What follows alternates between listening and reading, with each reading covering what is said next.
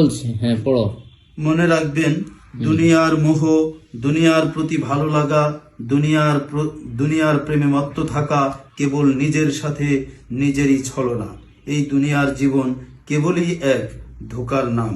দুনিয়ার জীবনে ঘটিত প্রতিটি মুহূর্তই যেন এক একটা খেল তামাশা। কেন জানি মনে হয় এগুলো কেবল ধোকার রাজ্যে ক্ষতিগ্রস্ত ব্যক্তিদের এক অভিনব ক্ষতি সাধনের প্রতিযোগিতা। এ যেন বিরাট এক ধোঁকা, এক বিরাট ছলনা।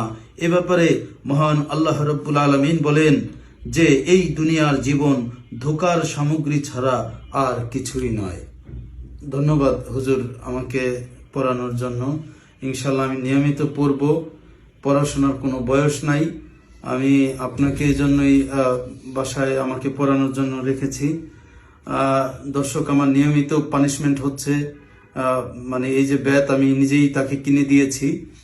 তো পড়াশোনার কোনো বয়স নাই। আপনারা নিয়মিত পড়াশোনা করুন, তাহলে আপনারা নিয়ন্ত্রণে থাকবেন। আপনাদের মন মস্তিষ্ক নিয়ন্ত্রণে থাকবে, নেকামল বৃদ্ধি পাবে এবং হারাম কাজ থেকে আপনারা বেঁচে থাকতে পারবেন। ধন্যবাদ।